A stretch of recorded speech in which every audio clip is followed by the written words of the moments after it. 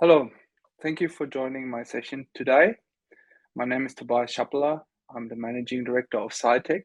We're the only ANZ-based end-to-end equipment provider for medicinal cannabis manufacturing. Our product range includes all processing steps from drying to formulation. I have been working in the pharma equipment industry for almost 30 years and have been active in the cannabis space since legalization. My talk today is not only about maximizing income, it is also about reducing production costs and about making a quality product. All of which is going to be important for ANZ-based business if we want to be competitive on the global market. A quick note on the agenda today. We only have 15 minutes, so I have to keep it short and sharp. My presentation will be about 10 minutes. Please post questions into the live Q&A. During the last 5 minutes, I will try to answer those questions. If I do not manage to address yours, then I will reach out to you after the conference to discuss in person. We supply patients with a product that must be safe and have the desired efficacy. We want our flower to be of consistent quality. Not all strains are created equal. So however we dry our product should be strain specific. We need to have control over flower moisture. Too wet and we have high risk of mold and microcontamination. Too dry and flower won't handle and smoke well. We want to dial in moisture so smokables have 10 to 14% residual moisture, while extractables are well below 8% for more efficient extraction. We need to prevent microgrowth during drying. That is a real challenge in traditional drying rooms, but easily achieved when using modern technology. We must protect and preserve the plant integrity. We want to prevent oxidization of cannabinoids and terpenes and other plant actives, which does occur when drying in air.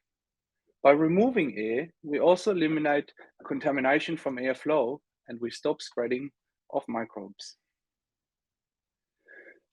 What also matters is market competitiveness and making money.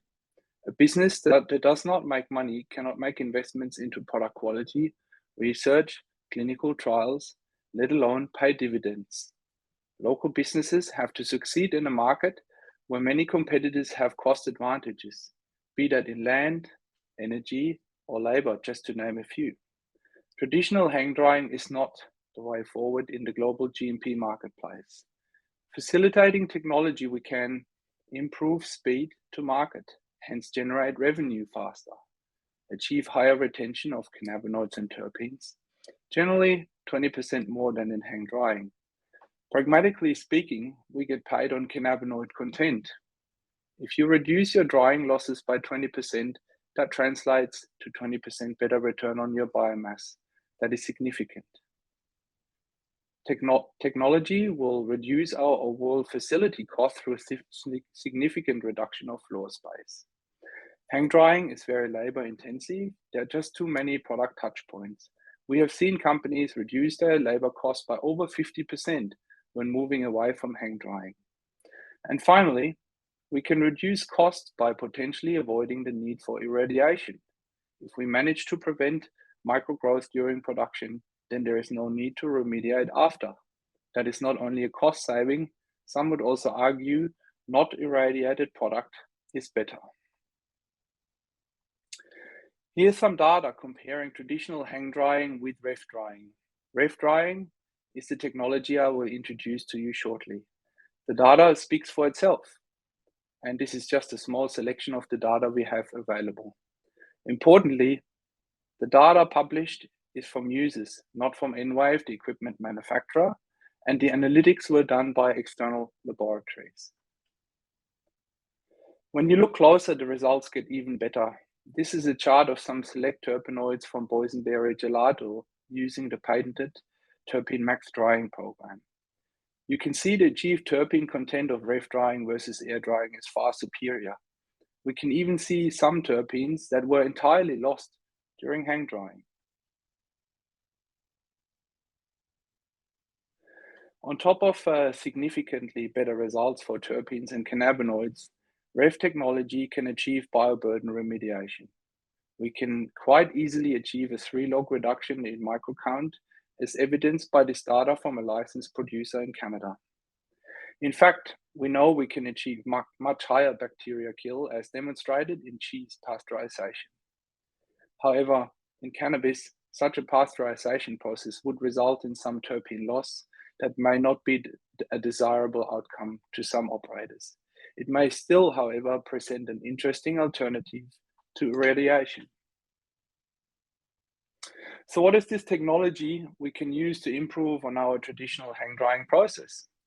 Radiant energy vacuum technology is patented technology from Enwave in Canada. It was invented at the University of British Columbia in 1996. Enwave has been supplying the food and nutraceutical industry since 1999. Cannabis today is their most active market segment, with first installations going back to the start of the Canadian cannabis industry. We currently have 8 machines active in ANZ and 4 machines currently going through installation and delivery into the cannabis industry. What is the technology about? Essentially, Enwave have revolutionized vacuum dryers by adding microwave heating technology. REV technology combines the advantages of vacuum and microwaves. Vacuum reduces the boiling point of water to allow low temperature drying. The product is protected from degradation through oxidization, and bacteria cannot grow. Any terpenes lost during the drying process we can recover with almost 100% efficiency.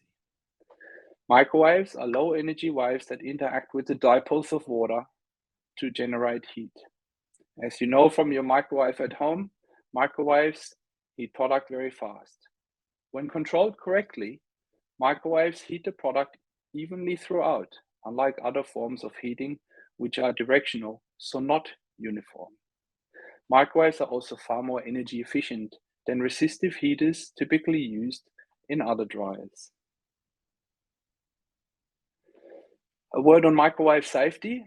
Microwaves were first invented in 1946 as a form of radar. Microwave technology has been widely researched on for use in food processing. The World Health Organization considers microwaves safe. Organic certification bodies globally consider microwaves an authorized thermal treatment in processing of organic produce. This includes the EFSA in Europe and the USDA in the States. ARPANSA, the Australian Radiation Protection and Nuclear Safety Agency, says there is no established evidence that microwaves cause any negative health effects. Microwaves are safe because they have very low energy. In fact, microwaves have far lower energy than light from a light bulb, let alone sunlight, or high energy rays as used in irradiation. Okay, time for some questions now. I'll work through those as they come along, and if I do not have enough time, then I'll touch base with you after. Okay, so the first question is, wondering why you're referring to smokable cannabis when this is not considered suitable in our medicinal cannabis system compared to vaporized or cartridge methods of administration. Well, I think at the moment, at least to my knowledge, the most prescribed form of cannabis is a smokable, so flower that's being then smoked by patients, followed by oils and tinctures. I don't actually know if vapes and similar are currently being prescribed. Either way, at that point, you've gone through an extraction process, so the plant is no longer what it was initially. And any extraction process done would normally cause a significant loss of, let's say, plant actives. Okay, so then further question, you mentioned you aim for approximately 10 to 14% dry weight of cannabis material. Let me just say, what temperature do you use and how many days until this weight is hit? Well, this is a very good question. We typically dry far below 40 degrees, and depending on the program we use, typical drying times are under 2 hours. whereas in hang drying, you would typically hang dry anywhere between 6 and 14 days. Okay, next question. Does irradiation impact THC or CBD or terpene strength? To my knowledge, there is no evidence that cannabinoids, as in THC and CBD, are impacted by irradiation, but certainly volatiles like terpenes would be. Having said that, there is very little scientific evidence on hand at the moment that really provides data of sufficient statistical value. That is a general problem for us in the industry. Cannabis is still being researched on and not totally well understood as yet.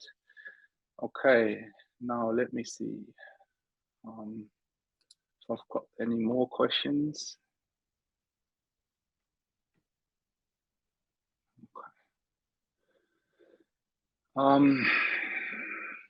How does monoterpene degradation in REV compare to traditional freeze drying and hang drying? It's a very good question also. The advantage of any, let's say, technology-based drying over hang drying is the fact that we're doing it faster. And in case of freeze drying or REV drying, we're doing it under vacuum. The sustained exposure of the cannabinoids and terpenes to oxygen is what leads to evaporative loss over time and also to loss through oxidization. When you're freeze drying, which is typically a 1 to 2 day process, this is only sort of 20% of a typical hang drying time. The loss is already significantly less. However, in freeze drying, we're working at pressure levels that are so low that terpene loss is typically still observed. REV drying is done at a factor 1000 higher pressure compared to freeze drying. We're not actually working out of the solid or frozen phase. We're working out of the liquid phase, in this case of water, because it's still natural moisture content in the plant. And therefore, it's more gentle, so less evaporative loss. And the drying time is only 1 hour to 2 hours. So again, less exposure time and less chance of terpenoids being lost. Next question. When you discuss your hang drying, do you remember the temps you use? In my experience of hang drying over 6 to 10 days, our material can only reach 19%. Yeah, obviously, the higher the temperatures in your drying room are, the drier you can get your product. But there is a limit to it where people tend to cut off from an economical point of view, where too much terpene loss occurs with elevated temperatures. So using alternative technology is a much better way. Why you only get to 19%, I can't tell, because I've seen people achieve around the 12-14% mark in drying rooms in the past. That seems to be quite well established target for smokable product. So it's dry enough to preserve it, but not too dry to still smoke well. All right. Looks like that was pretty much all the questions I had. Well then, thank you all. We've come to the end of my session. I'd like to close with a citation from Nobel Prize laureate Stephen Chu. He said, "The Stone Age did not end because we ran out of stones. We transitioned to better solutions." I've been in freeze drying and vacuum drying for my entire career, almost 30 years. When I heard about REV drying only 2 years ago, I was blown away. At Scitek, we believe into this technology so much that we have invested into our own machine. No, we will not be processing cannabis or hemp in it, but we will make some delicious health food and nutraceutical ingredients. Either way, you're more than welcome to visit us at Scitek and experience the technology for yourself. Thank you very much.